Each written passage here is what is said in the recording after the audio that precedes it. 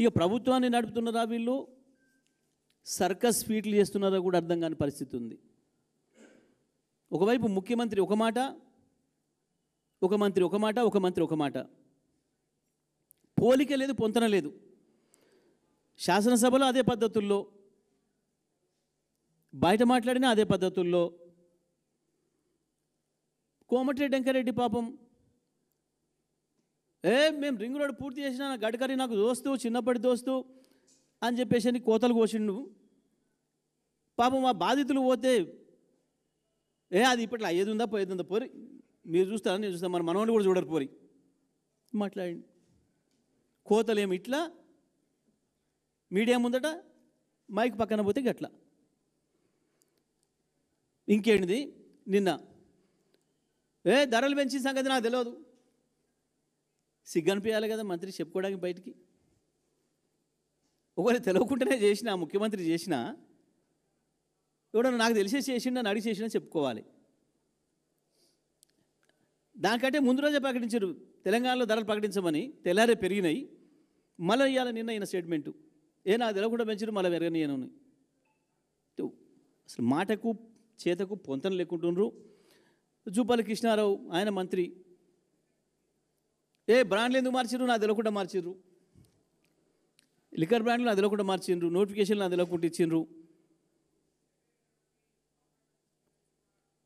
తమిళనాడు కాడి నుంచి వెళ్ళి ప్రాణహిత వచ్చి ఇక్కడ కలిసేటప్పటికి నీళ్ళే కొత్తగా చేరవు. ఎక్కడెక్కడికి వస్తాయో చెప్పుర్రి. అసలు అది ఎక్కడుందో తెలియదు మేడిగడ్డ, అయినా మాట్లాడేస్తారు. ఎమ్మెల్యేల సర్కోసులు ఫీట్లు ఇంకా గమ్మత్తుగా ఉంటాయి. రాజగోపాల్ రెడ్డి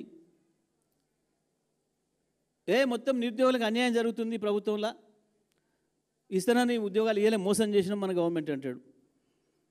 మళ్ళీ తెల్లారే ప్రభుత్వానికి నాకేం తేడా లేదు, ముఖ్యమంత్రి నాకేం గ్యాప్ లేదు, వీళ్ళ మధ్యలో పుట్టిస్తున్నారు. ఏందివి, ఏం స్టేట్మెంట్లు?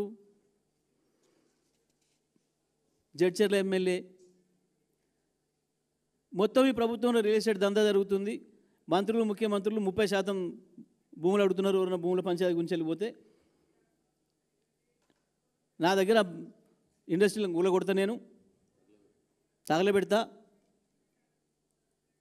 ఒక ఎమ్మెల్యే ఇంకో ఎమ్మెల్యే ఇంకా విచిత్రం, నా నియోజకవర్గంలో వరదలు వచ్చినాయి, ముఖ్యమంత్రి రాష్ట్ర ప్రభుత్వం పట్టించుకోవట్లే, 100 కోట్లు మాకు అప్పేయండి అని ప్రపంచ బ్యాంకు ఉత్తరం రాసిండు. ప్రపంచ బ్యాంకుడు రాష్ట్ర ప్రభుత్వానికి తెచ్చుడే కష్టం, కేంద్ర అనుమతి లేకుండా.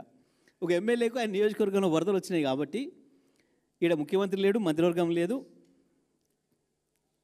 నాకు చక్కగా మా నియోజకవర్గానికి 100 కోట్లు ఇయ్యండి. మరి నియోజకవర్గం కుదబెట్టి తెస్తాడా, ఏం పెట్టి తెస్తాడు వరల్డ్ బ్యాంక్ దగ్గర? ఒక్కొక్క ఎమ్మెల్యే ఎంత అద్భుతంగా.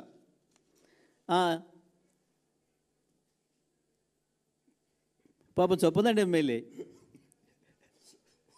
ఏంది, అసలు రిజర్వేషన్ ప్రక్రియ తప్పుంది, ఏకంగా చీఫ్ సెక్రటరీకి లెటర్ రాసిండు. ఇక మా జిల్లాలో ఎమ్మెల్యేలు అయితే పాపం సరే వాళ్ళ పేర్లు ఏం తీసుకోలే కానీ మరి అంటే అసలు ఏం జరుగుతుంది ఈ ప్రభుత్వంలో? సరే వీళ్ళ సర్కస్ ఫీట్లు చూసి, వీళ్ళ అద్భుతమైన విన్యాసాలు, దాన్ని ఏమంటారు పిల్లలు నేర్పేది, చెనవలు చేస్తారు చూడు బాగా, జిమ్నాస్టిక్స్. వీళ్ళది జిమ్నాస్టిక్స్లో పోటీ పడుతున్నట్టు కనబడుతున్నారు అంతా, ముఖ్యమంత్రి, మంత్రులు, ఎమ్మెల్యేలు.